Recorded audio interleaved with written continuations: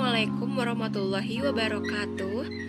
Perkenalkan, nama saya Salma Ayu Syafira dengan NIM 2312622 dari Program Studi Keperawatan kelas 1A Universitas Pendidikan Indonesia.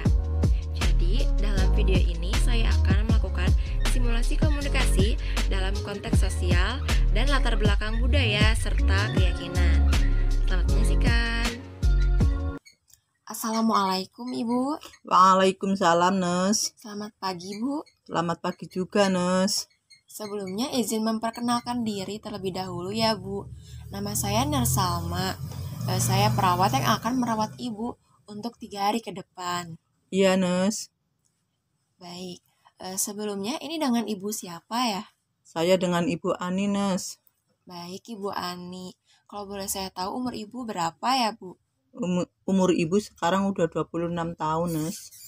Baik, dengan Ibu Ani umurnya 26 tahun ya Bu. Betul, Nes. Kalau begitu bisa ditunjukkan gelang registrasinya Bu?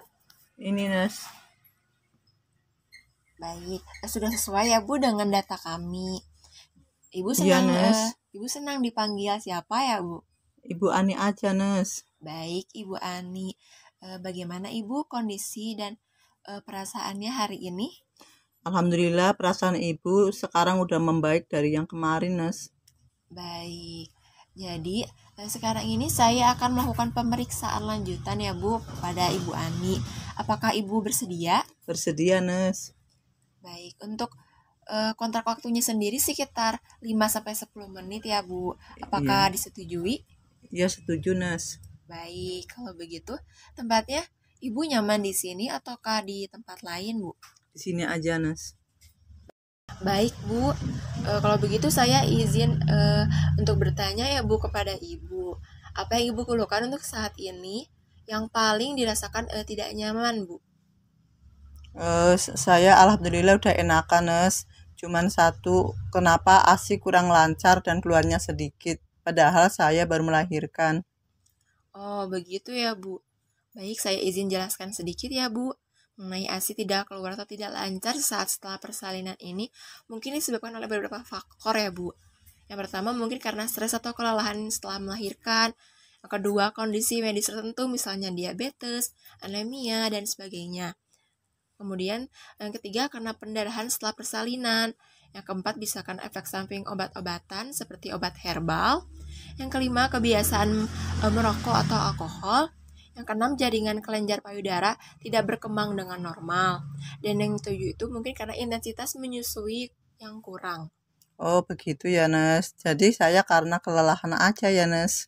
Iya Bu, bisa seperti itu ya Bu.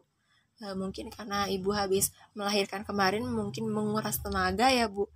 Jadi Ibu tidak perlu khawatir karena terkadang memang ASI bisa keluar lebih lama dari orang-orang pada umumnya. Oh begitu ya, Nes. Jadi saya karena kelelahan, tapi bagaimana caranya biar ASI-nya lancar, Nes?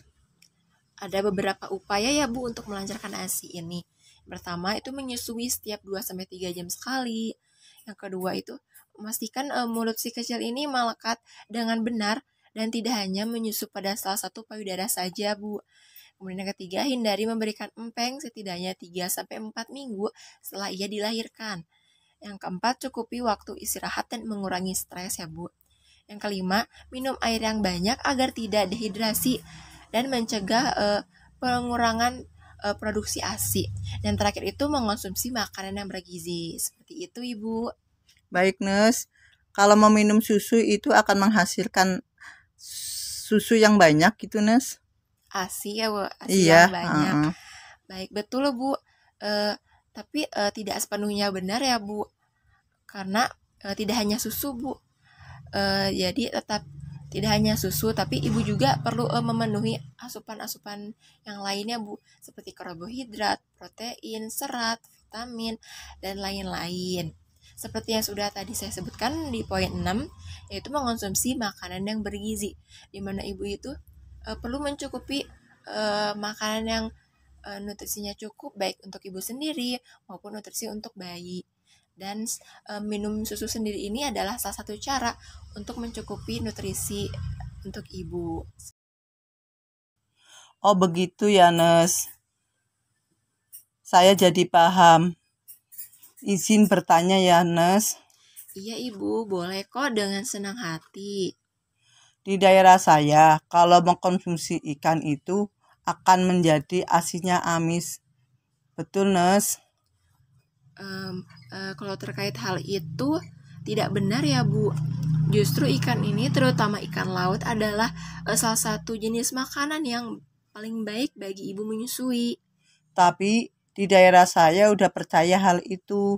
Nenek saya bilang kalau mengkonsumsi ikan, air asinnya amis. Jadi saya takut mengkonsumsinya, Nes.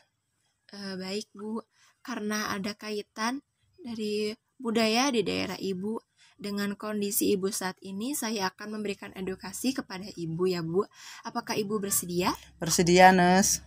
Baik, begini ya Bu, kandungan asam lemak omega 3 dalam ikan laut ini bermanfaat bagi perkembangan otak bayi ya Bu.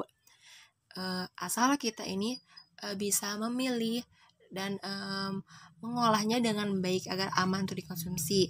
Caranya yang pertama itu memilih ikan yang masih segar dan masak sampai matang agar aman untuk dikonsumsi.